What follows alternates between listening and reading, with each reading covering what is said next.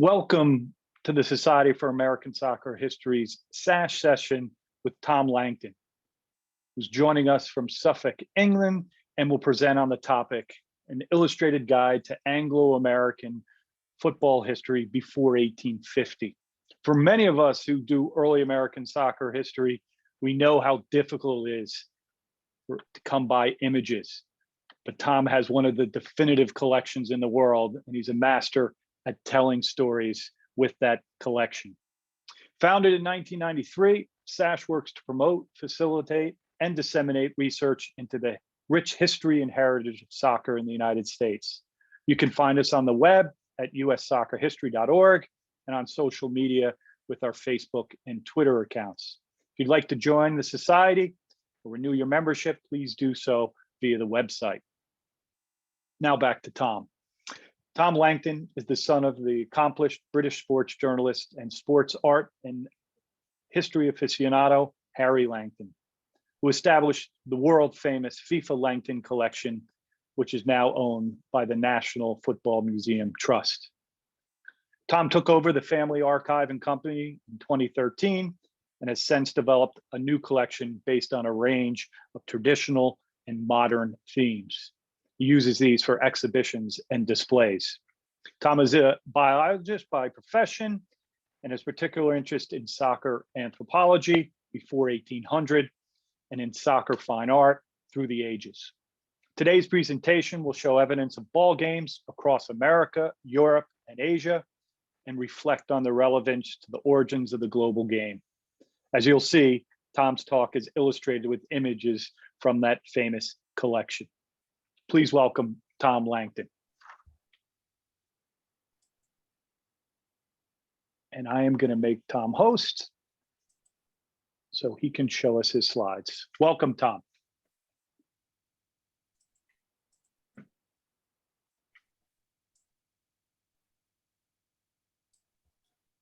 Thank you, Tom. I hope you can hear me okay.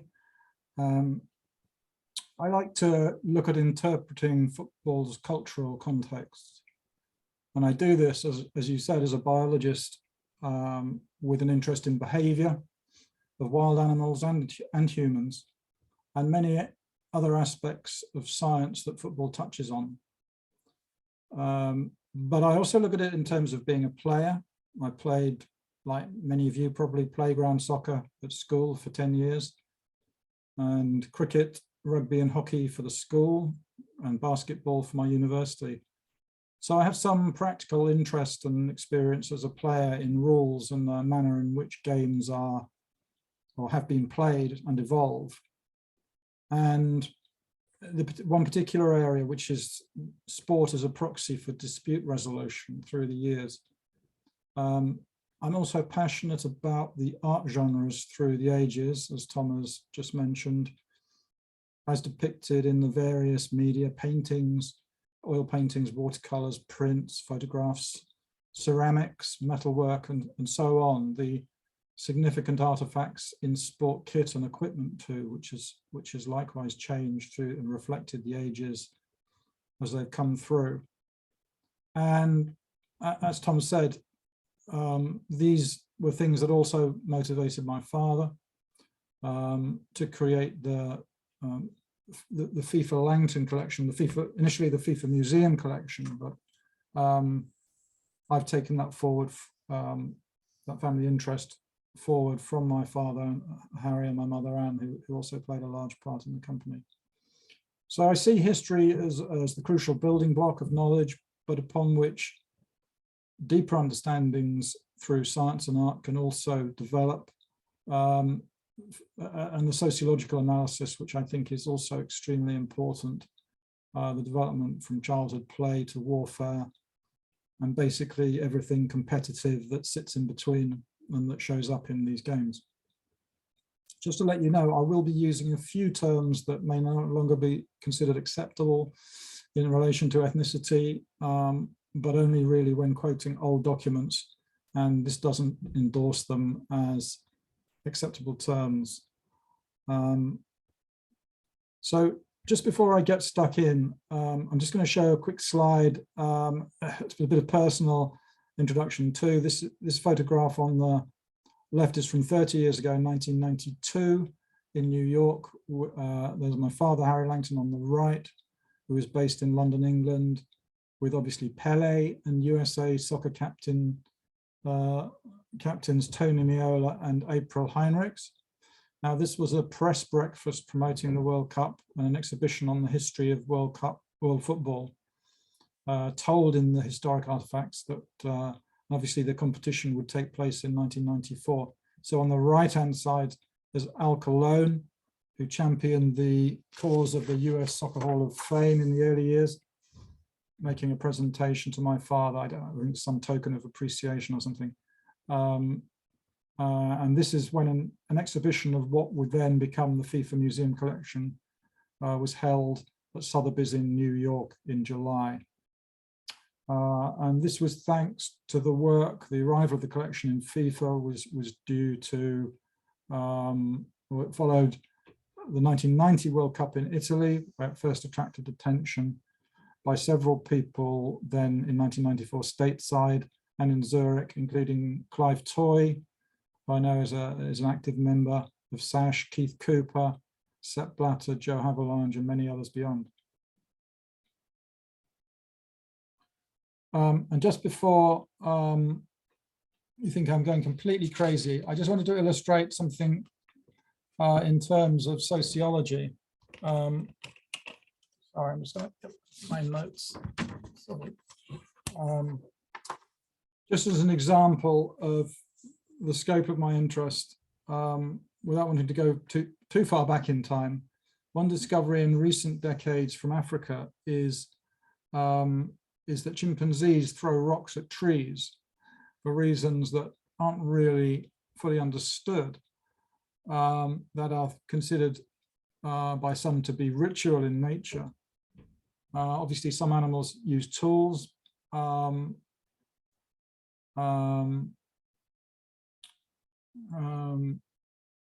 but it is hard to actually pin down what's going on here. But it's not impossible to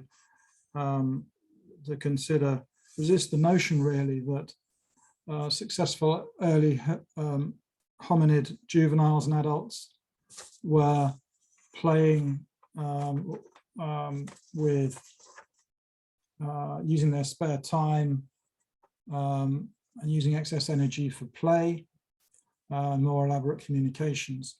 So a stuffed skin or bladder ball, or one made from round seed pods or leaves bound with vines, might be something that's been going around in many forms for several million years. And from this, our sense of play and competition has evolved over a very long time.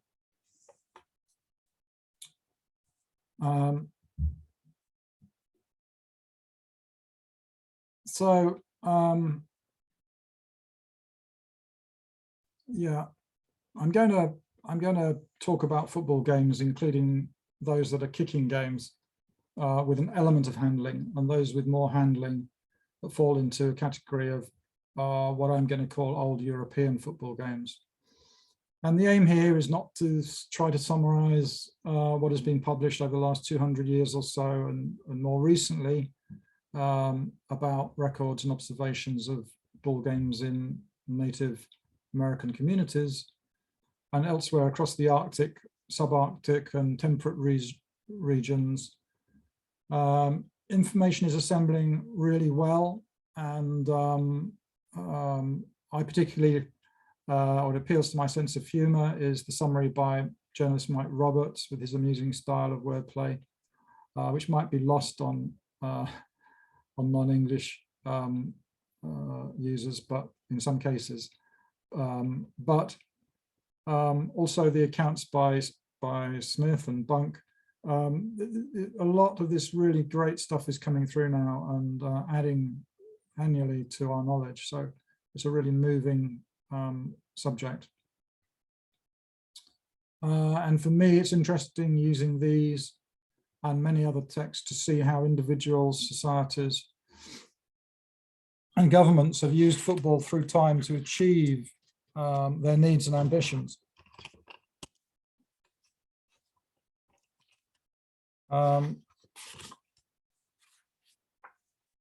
And of course, everything around the making of art in and around aspects of the football games.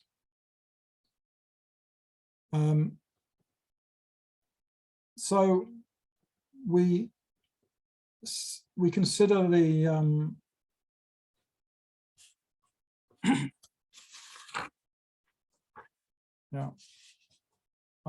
we consider the route into North America historically, the expansion of Inuit people from Northeast Asia into Arctic and subarctic North America and to Greenland over the last 1,000 years. But going back, the information that seems to be most accepted is that colonization of the Americas by pre-Clovis and Clovis people around 20,000 years ago was likely mainly via Beringia along the coastline, and these would have come with their own traditions, and these would have adapted to local conditions too. The Inuits came from northern Siberia and Mongolia, so really quite close to the nation with the earliest records of both simple and more involved football games in China. So there's an element of likely anthropomorphic and cultural linkage going back 20,000 years, which isn't actually that very long at all. Nomadic groups from Siberia may well have continued the bull games of Northeast Asia, and these may relate to those recorded by European explorers a few hundred years ago.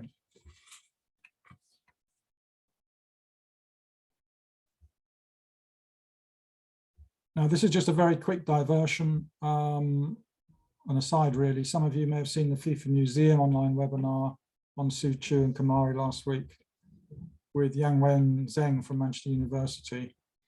And if you go to the FIFA Museum website, you can see further webinars in the future months where there's a free registration on other forms of ancient ball games.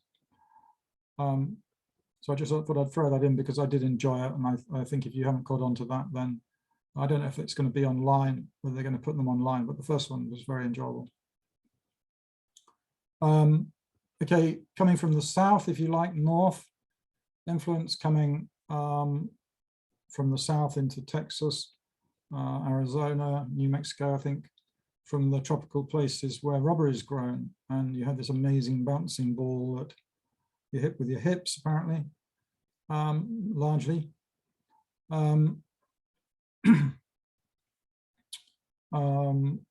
With the elaborate purpose-made courtyards that I'm sure you're all familiar with, ranging from Mexico to El Salvador.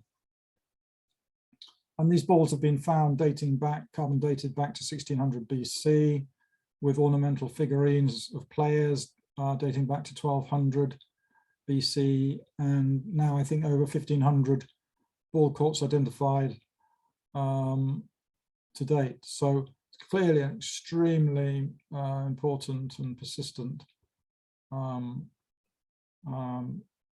game of that era. Or from 1600 BC through to more recent millennia. So North American movements, Eastern European movements west, people from Scandinavia, Sweden, Norway, Denmark, Ireland, Scotland, colonized Iceland. It's kind of near the halfway mark, if you like, between North America and the European continent. Started around 800 BC, possibly as a result of fishing trips gone wrong, but the distance not being relatively short compared with the thousands of kilometers from Newfoundland across to Scotland, the nearest points.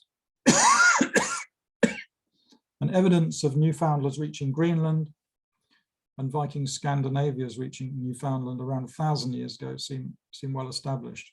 So there's a definite potential for some cultural exchange influencing ball games in both directions. The illustration here is an engraving titled Game of Ball Amongst the Eskimo. We now say Inuit of Greenland by Hans Agede in 1741. And he says playing ball is their most usual game, especially by moonlight. They have two ways of playing. And you can see one of them, they're kind of throwing the ball between themselves, and another one, there's a bit of kicking going on. When they have, so this doesn't really give us much of a clue, other than there seem to be two teams, seem to be men and women to me. But I can't imagine that a contact sport in the frozen wastes is going to be such a good idea. For me, this looks like a low or no contact game of handball, sort of, or keepy-uppy, if you like, with people dressed carefully and playing in a sort of ceremonial manner, perhaps, with similar to the early games in China and Japan. So I just wonder if this isn't actually a sign of football, if you like, coming east rather than west. So now, no doubt there will be some further findings regarding ancient colonization. And so from the last 800 years or so, and the post-medieval period, there are more collated insights into early descriptions and clues regarding games played in North America before and during European colonization. And again, Brian Bunk's book does a really great job on this. Games in Virginia and elsewhere describing a low or no contact kicking game where ball skills seem to be at a premium, alongside other variations, no doubt, but they were well established. They seem to be well established prior to European invasion. Invasion, I guess, is the word.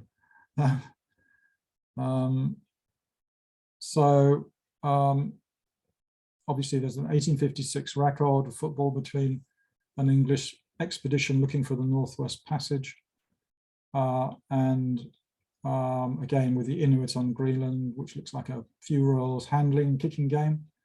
So some European influence may have reached at least Greenland possibly 1,000 years ago.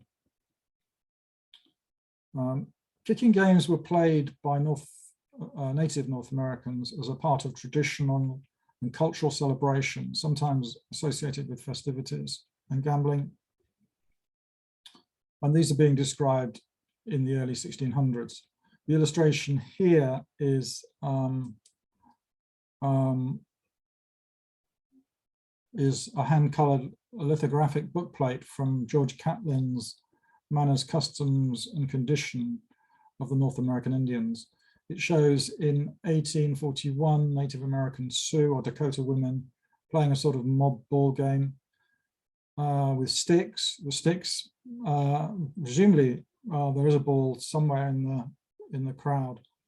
I think the sticks may not actually be to beat anything, and it may be that the sticks must be held to stop the use of hands. There's a reference to this in Old English football of the players being given batons to hold so they can't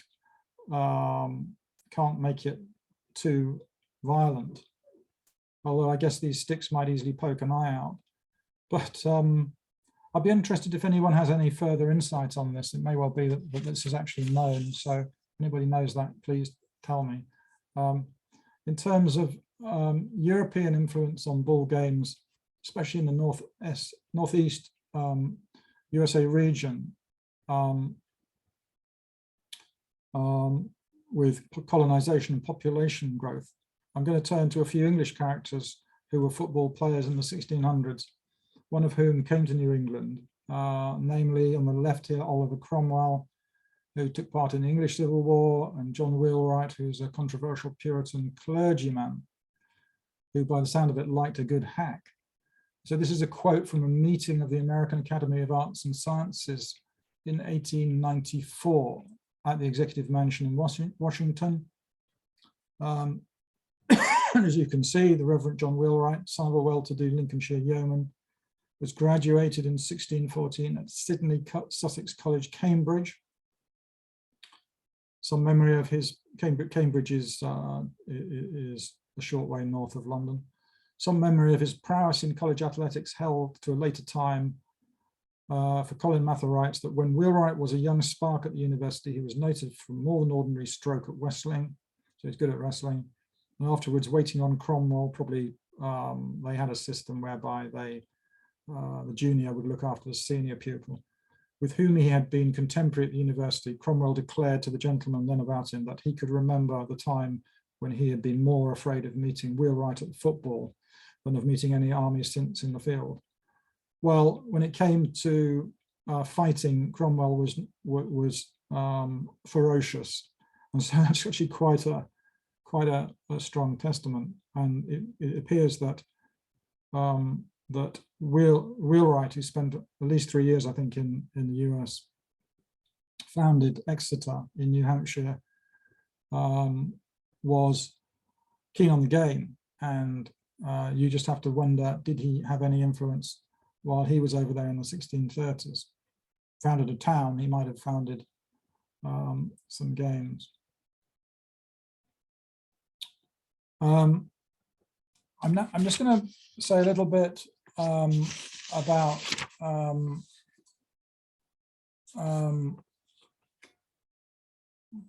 me just go back a bit.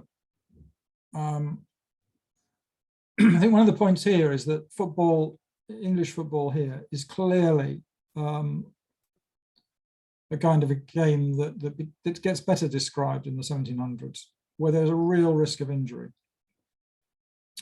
but probably pre-agreed levels of violence according to whether, for example, shoes were worn, whether the game was between friends or adversaries.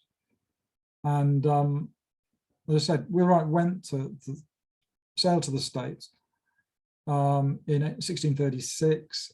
He lived in Boston and then moved north to establish Exeter in the province of New Hampshire. So yeah. So in my just moving forward, in my own research on early European football, I made a new friend and colleague in recent years, the academic historian David Dimmond from Bury St Edmunds, who sadly died last year, having completed this paper, The Game of Camping in East Anglia. David was an ecclesiastical specialist and had worked out the relationships between churches, land in church ownership, and inns, the places for drinking and resting overnight, in English towns and villages, using his abilities to search and translate with the help of a network of people who are around him, many of the ancient documents giving clues about football games. And this is Latin extract from the assizes or the court records from the 1300s, going back to even the 1300s. Suffolk's earliest camping match. Now, camping was the old term in East Anglia for football. On Hollesley, it's a place not far from me. 4 men are actually listed here as being fined for drawing blood during camping match. So again, the idea that football has a degree of high contact, physicality, and bloodletting is quite clear in England 900 years ago.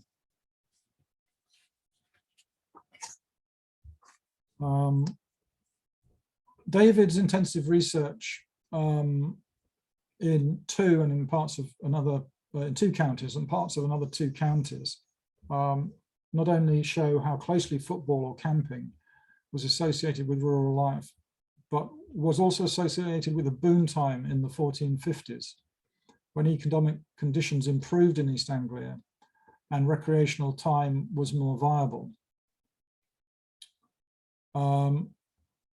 And just to give, I'll come on to show you where East Anglia is, but we're now looking at the 1700s. Okay, so the period when sailboats were going regularly now to North America. There are very frequent mentions in newspaper notices and accounts in the 1700s, when newspapers really started in the UK and I think in North America. When you actually go back to the old maps, you can see that camping grounds, what they call camping grounds, are part of the church estate. Often, if not always, within touching distance of the church grounds, and part of that initial setup. This is really David's major discovery, a large part of David's major discovery. East Anglia, you can see the area in red here, is not only a very ancient part of England where the Romans and the Anglo-Saxons first arrived, but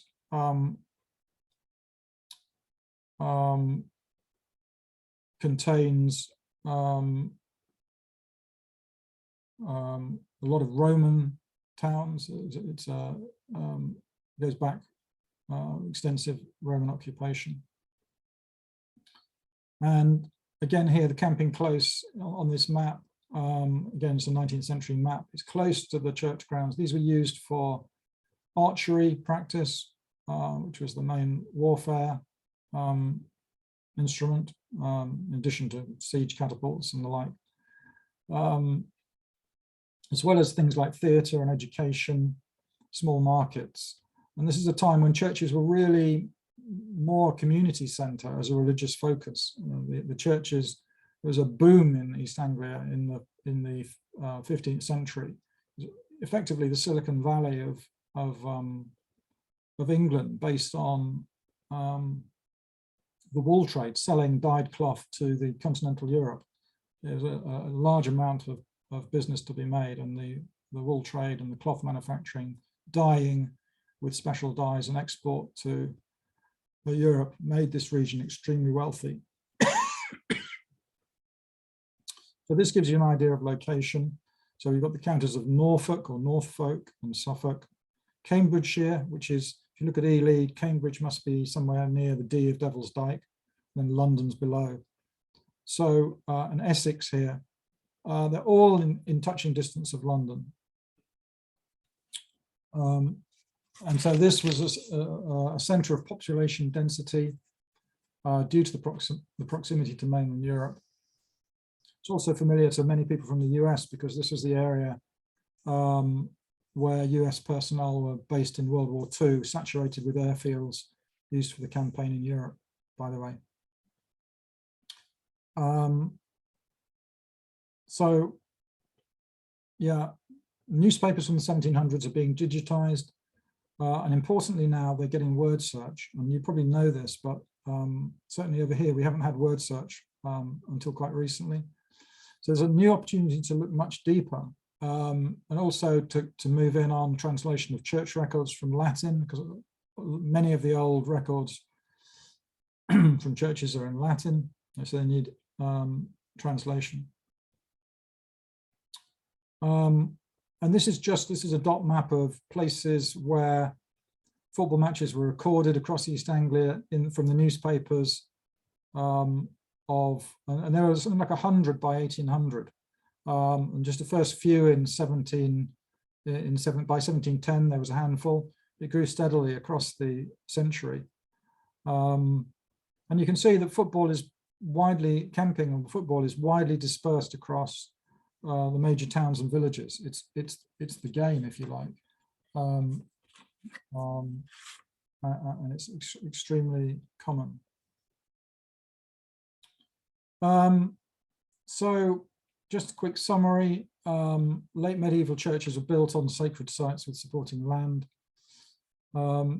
Original churches held a community cohesion role, which included football. The land was used for a range of activities, markets, meetings, school, theatre, archery and football. Over time, these seem to have expanded and relocated further away from churches because I think as populations grew, the rowdy activities were pushed away and churches also became more religious as the centuries rolled forward. said 1540, East Anglia had the highest density of churches. It's called Sealy, Suffolk, or Holy Land, rich from the cloth trade. And also recreation grounds, once the land moved away from the churches, were often owned by publicans and innkeepers, who seem to have a strong role in organizing the games, probably because people travel to play football and they get thirsty.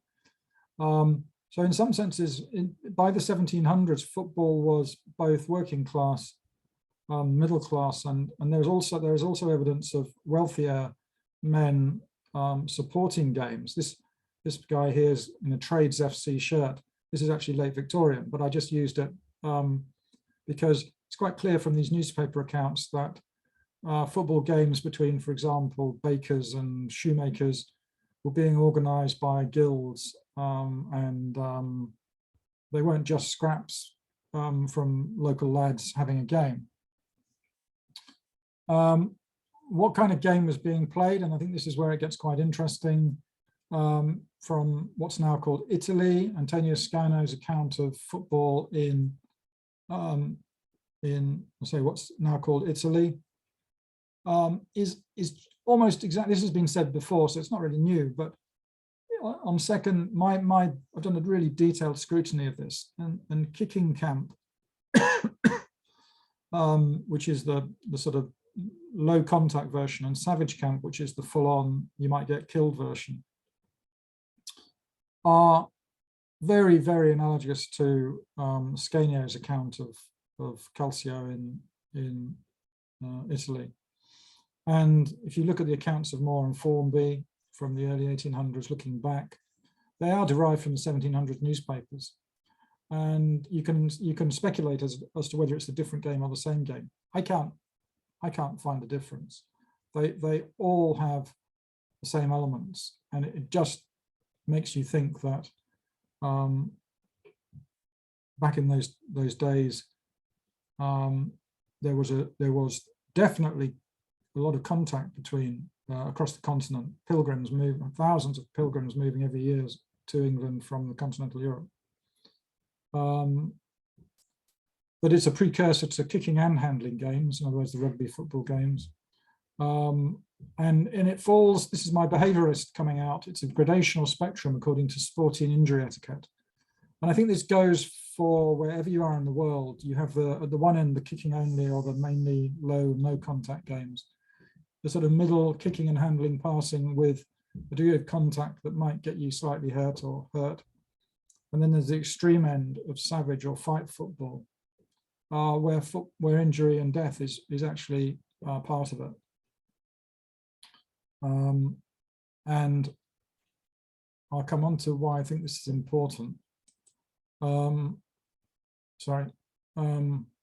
I've done a little bit of a look at when the universities or when these aggregations of mostly men, or entirely men started, and it goes back to Bologna in Italy in 10,088. So major universities and schools in Europe, there's a couple, there's actually a university in Cairo and Hunan in China, I think, set up in the 900s, but around about 1,000 years ago, universities seemed to be predominantly in Scotland, and schools which were effectively universities. And that, Scotland seems to be a centre for universities. Cambridge, obviously, that's interesting. Paris, but Italy, 1, 2, 3, 4 Italian universities established between 10,088 and 1240. So again, there's a strong link between Italy and the UK or Scotland. And I think that's interesting for a game that looks the same. It's quite likely that intellectual students moved between these universities. And again, I think there's scope there for deep dive into some of the archives, probably written in Latin, to see if there's any clues there. So quickly, because I can see we're running out of time, I'm going to ask a question before I get back to the subject of the talk. Do we need a reappraisal of folk football? Certainly this idea that football was kind of folky and it varied everywhere and there's no real cohesion is wrong, in my view. In the 1700s, you had village and town teams traveling away from home. You had inter-county matches. It was played throughout the year, not just on holidays. There were marked pitches. It was highly organized with grandstands, referees, linesmen. It was commercial, relating to the hospitality industry. It wasn't something that came later in the mid to late 1800s. The publicans and innkeepers were sponsoring football and organizing football matches to sell drink, food, and accommodation. There were side events and gambling. And I think if you go away from the newspapers and go back into the broadsheets that came before in the 1600s, translated some of those, I think you might find this tradition of sponsored games possibly goes back into the 1600s. It's relatively unchecked, and I think it'd be worth double checking if it's been checked in the USA. And the evidence for 1700s, I think, you know, I don't know how extensively and thoroughly the newspapers have been sifted, but that would be a recommendation for further research from me. Football really, to my mind, joins boxing, horse racing and cricket in England as early organised sports in the 1700s. Almost unquestionably organised by trade interests, as I said. Players were paid, they were professionals, some of them, cash, silver-laced hats and gloves for winners. It was a real prestige thing to turn out as a player and walk around as a victor in a silver-laced hat or with a wad of cash. And as I said, I think football was everybody's in the 1700s. There's always these sterile debates about whether it's an elite or a working class sport, but I think it's everybody's from what I can see, at least in the 1700s. So just quickly now, back to sticks and back to old Italy, if you like, Venice, the Guerra di Cane, or War with Sticks.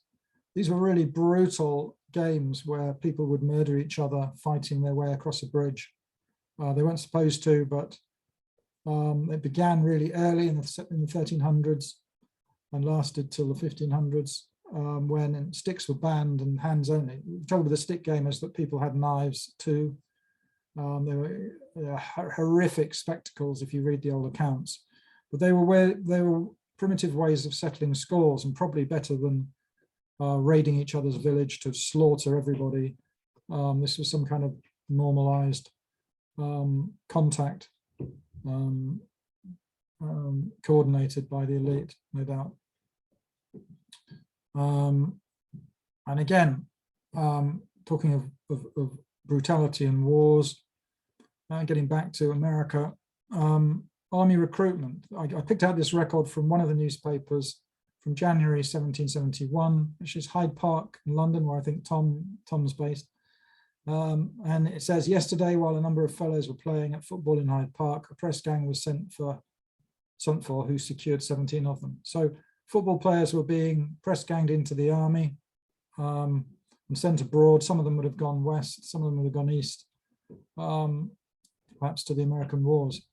You can see how, again, games, the awareness and experience of football games could quite easily have gone across in the 1770s, if not before.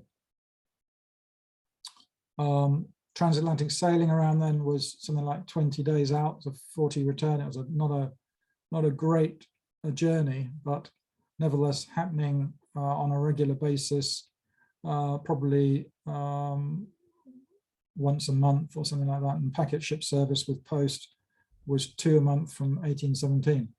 So the ability for the English soldier and European soldiers to take ball games across in the 18th century is quite clear.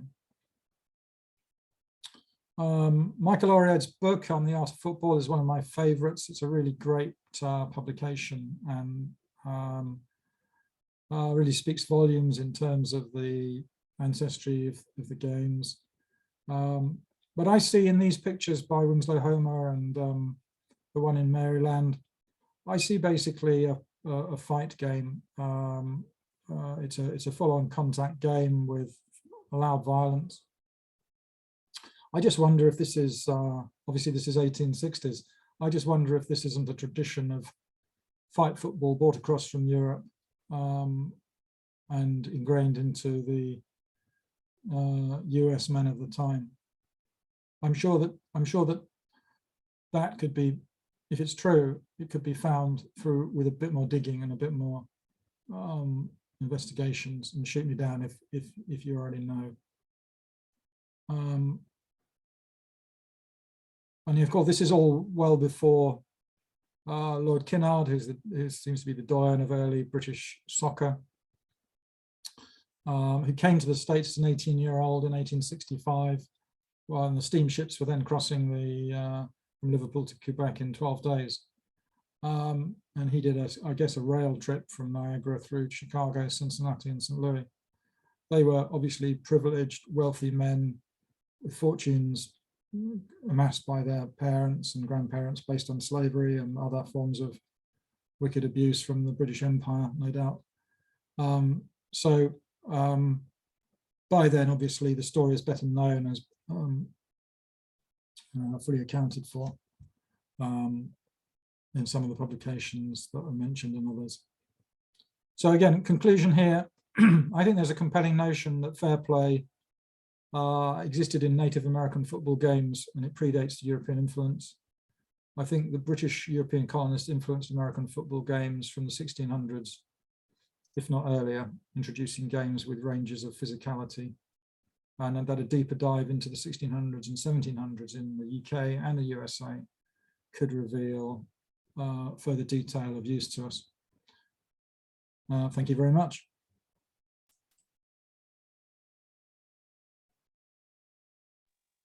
Wonderful, Tom. Thank you very much. Yeah, a lot to digest. And I immediately want to throw it out to folks on the call for questions, comments. We can use your hand, or you can just chime in. We're a medium-sized group here.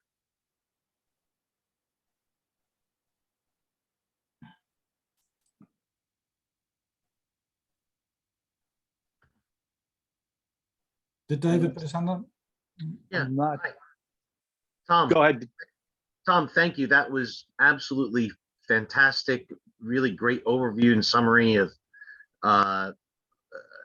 and provocation and new stuff for, I know some of us are getting more and more obsessed as we take deeper and deeper and deeper dives into this stuff. One very practical question. Are you aware of any database for the Latin manuscripts that you think deserve that kind of search? And I'm guessing, you know, just a search with, you know, the word ludus and its cognates may really turn up a nice little catalog which to sift from. I'd always, you know, when I was a grad student, I learned, you know, from Poitzing at Thalia that it's really difficult looking back, because what little we have from the church documents, we don't know if they're talking about ball games or if they're talking about theatrical performances or what have you. The idea of kind of situating that on the camping grounds just sounds absolutely really rich in terms of kind of maybe not being so secure in that ignorance. So is there a database to start that type of work of maybe a recategorization? And second of all, I'm sure you're aware of the work of Hugh Hornby, who passed away last year. We had kind of an ongoing friendly debate over the origins of football into Britain, where I kind of was arguing more for the Roman influence, and he sees more of a post 1066 influence. I love the way you almost went Paleolithic with this, and wondered if you had any thoughts in terms of, you know, maybe Hornby's work really focuses on the idea of festival football, but what you're talking about seems to me more like what Jed O'Brien's doing a lot of uncovering in terms of games that would have been played on on the commons or on a green, that maybe it aren't only reserved for festival days, but maybe we're part of the everyday life. And then the diaspora and the indeed very transatlantic lives that people were living in the 18th century. So those are my two questions then. So Okay. is that database there, and two, your thoughts on either Roman influence or later Norman influence?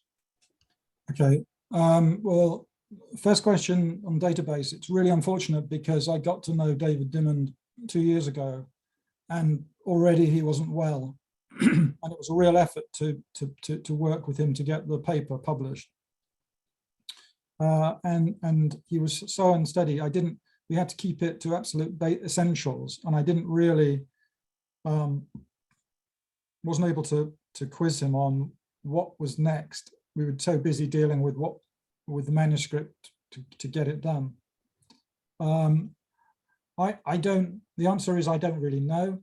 I think it wouldn't probably be that difficult to find out. I think it would probably take some work, but certainly, I mean, obviously, if you go to every church, they will have church records, and they may be in a big crusty book that's stuck on a shelf or in a local museum or library. So a lot of it will be hard to get at, and it's probably not scanned. So, but equally, if you go to some of these big libraries now, you may be amazed about what they've got through scanning. So it's probably a question of going to Cambridge. Obviously, is an obvious one to go to. Cambridge universities have massive libraries. You could go through there.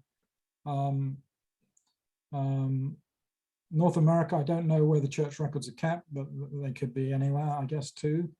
Probably, but I'm just aware that so much is being scanned these days. It might be worth doing a project, initial scoping project, just to look at the availability and maybe even to fund, because it's not that expensive.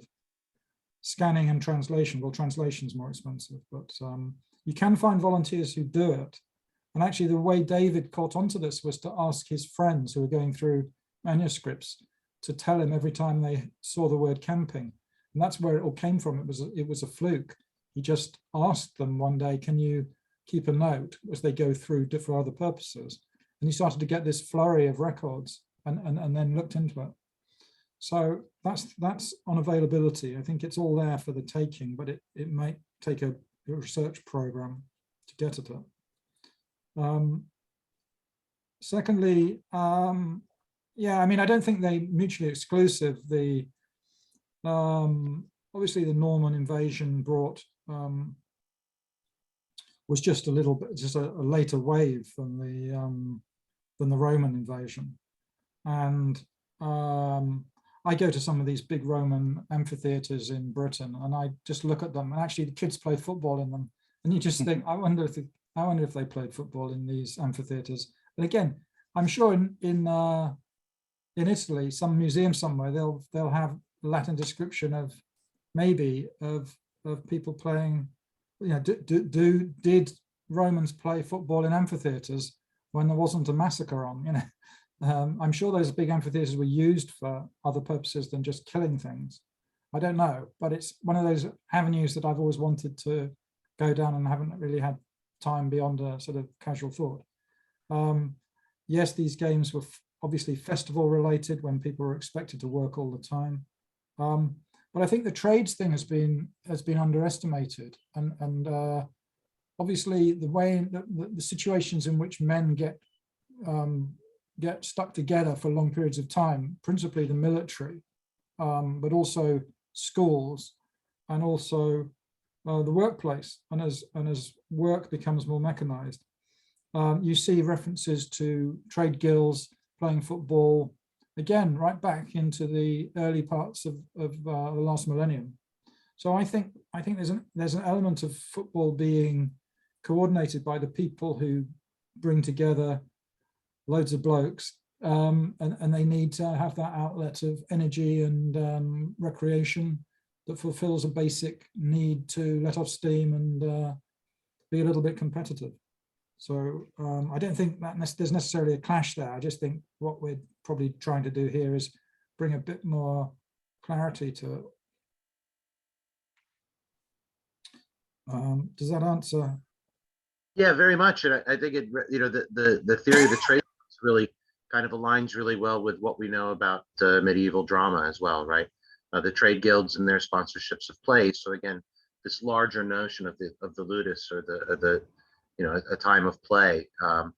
Yeah, it just makes sense, right? So maybe where there was what we would consider theater, there were also ball games, and that people just would have expected that and wouldn't even have felt the compulsion to take note of it, unless in the case of the church they felt the need to prohibit those forms of play.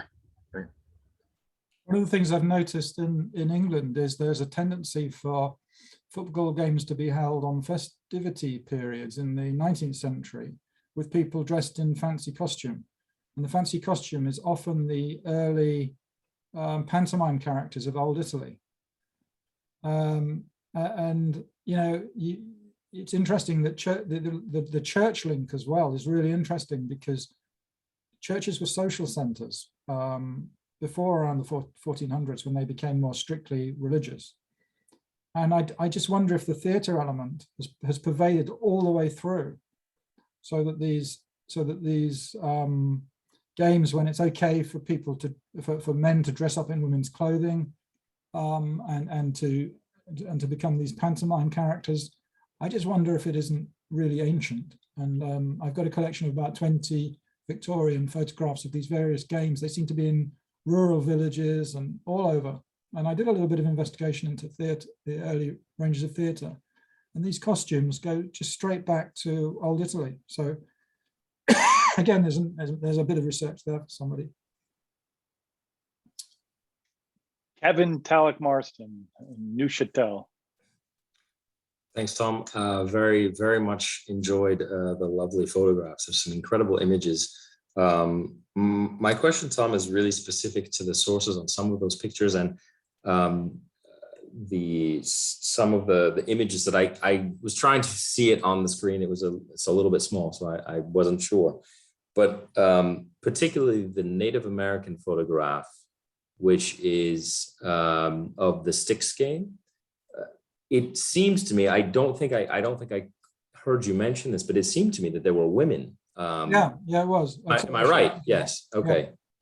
Because that was, I just found that the illustration really fascinating. It's a really good image, and actually, yeah. You can see what I presume is alcohol down at the bottom right. And then there's this, gathering to the left with sticks, and what is clearly, it looks to me mainly women with the sticks, actually. It looks like the men are watching women with sticks, which was interesting.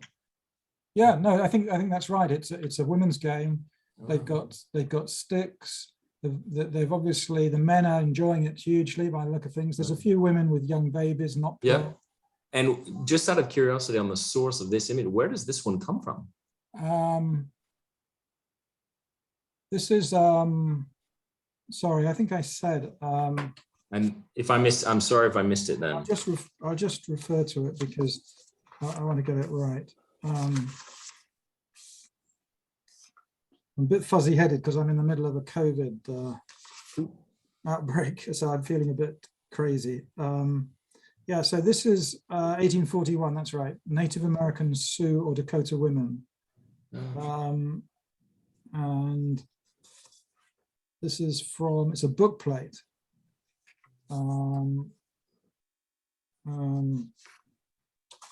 From George Catlin, Catlin, Manners, Customs and Condition of the North American Indians. You can actually pick this book plate up on eBay quite cheaply still. It's not a particularly desired thing, which is, I think I have a couple because I think it's so interesting. Mm-hmm. But I think you can, if you're interested, you can still get these, not too many dollars. So, thanks, Tom. Fairly early, 1841. So 1841. And the second image, which was the one of the I think it precedes this maybe, which is the Mesoamerican one. Yeah, that one. I couldn't make out the writing on the right. Is that German? Is it possible? and And I was curious to the source of that as well. Yeah, I can probably send that to you. I said I've got mushy brain from Sure, no stress. COVID. Went down with COVID yesterday. I spent yesterday and today in bed, so I kind of thought I can't cancel on you. So Thanks for being here then. I can get that for you. I'll make a note to get that out to Tom and distribute that, if that would be helpful. How about one final question from someone? We don't want to keep Tom, who's ailing, any longer than an hour. We're right, you know, I'm on good an to hour. go. No, Okay. I'm here. Use me if you can. I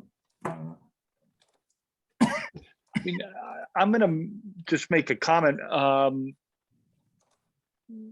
We often teach, you know, the global history of soccer, and we start with this period, right? These various ball games from around the globe, and some of what you have here is clearly making connections across time and across, you know, vast expanses, and suggesting some real connectivity, which is really fascinating. You know, I think you're establishing some of those links and asking questions at the same time, right? It must have happened. There must have been, you know, people with knowledge of these games coming across the Atlantic, you know, into, you know, colonial America. So, and then with those questions, saying we need more research. So that's really what I think is really valuable from today. Some, you know, early Americanists who might say, let's look into those connections. So, I mean, it's a comment and you know, gratitude for either people here or people here that will talk to someone else or somebody that will see our video in the future. So I think that's wonderful. I'm looking to see if there are any other questions out there from folks. I don't see any hands up. Anybody, David or Kevin or Brian? I know Brian, our early Americanist, is on the call. Any comments or questions before we wrap up? Yeah, I hope I didn't offend Brian. Anyway. No, I mean, I appreciated your presentation and your kind words about my book. So I guess my only comment might be that I think I haven't looked at it in a while, but Nancy Struna's book talks about early sports in sort of the 15th, 16th century. And I think she finds that maybe the conditions of only early colonialism maybe didn't necessarily leave as much time for those sorts of games that might have been played in England, but I'm not sure. I never did a search for camping or any kind of terms related to that. So it's possible that they're there. I noticed, and it's not a criticism, but that might be right. But the shortest section in your book is those centuries, and I'm just thinking, is that real or is it just a reflection of the access to the information? And I'd be really excited if it was, as we've just discovered in England, that you just need to read it in the newspapers. You couldn't make it up. I mean, where do you want the information on old football? Go and look in the newspapers. And of course you couldn't. While they were unscanned documents in some flatbed drawer in a library, they just weren't accessible. But scanned with a word search, suddenly they're there. It's just like a revelation. Well, and looking for the correct terms. I mean, I did search some of the databases that we have, some of the materials that like the American Antiquarian Society, but again, I wasn't searching for terms like camping or campgrounds and those sorts of things. So you're right, as things become more digitized and maybe new terminology, becomes more common, then those searches certainly might turn up something that I missed or that, Struna missed in her research as well. So it's really interesting possibilities. I'd be really interested to talk more about this. I don't know whether you've got any conferences, or one of the things I'd like to do is to bring an exhibition over to the States next years, especially in the run up to the World Cup, maybe, But there's a lot of stuff which I've collected. Was part of my father's estate, but also I've been working on since, but help add to this.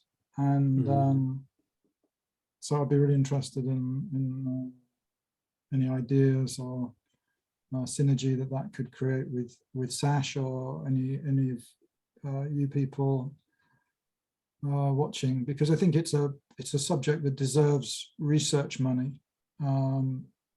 particularly with the increasing popularity of all football games, I suppose, and the increased use of them by protesters and people to grab people's attention. And I think better understanding of the sociology of them could be very helpful from a society point of view, whether it's taking a knee or the relationship between mob games and football violence and hooliganism, all these things, back to the ritual nature and the church relationships. It seems to pervade and invade every aspect of society, and I think society should probably have a greater look at sport, really. That probably is something that you would all agree with, but yeah, I think there's an opportunity. I think the capacity, I don't know how easy it is to get research funding for this kind of thing in the States.